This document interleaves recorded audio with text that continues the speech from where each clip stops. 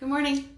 Hi, I'm Kelsie Toole with Chicago Title, coming to you live today with Tuesday's title tip.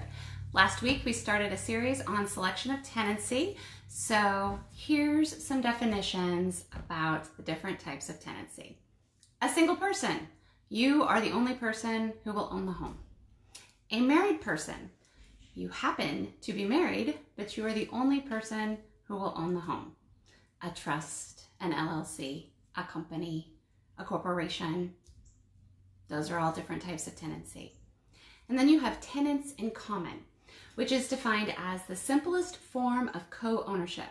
Upon the death of one co-owner, his or her interest in the property passes to his or her heirs.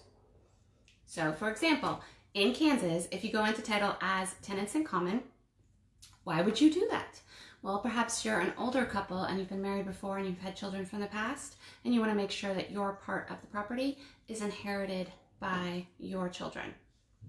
That's a reason to do co-ownership. Tenancy that includes rights of survivorship. There is joint tenants. The principal characteristics of joint tenancy is the right of survivorship, which means that upon the death of one joint tenant co-owner, his or her interest in the property passes to the surviving joint tenant co-owner. So you have two single people that buy a property. On the warranty deed, it says as joint tenants with rights of survivorship. If one of them should pass away, the property would deed to the other. You can also do this with a husband and wife in Kansas. In Missouri, if you are husband and wife, Missouri is sole in the fact that you can go into title as tenants by the entirety. It's restricted to married couples. Its characteristics are very similar to joint tenancy in that it carries the right of survivorship, which means that upon the death of one spouse, his or her interest in the property passes to the surviving spouse.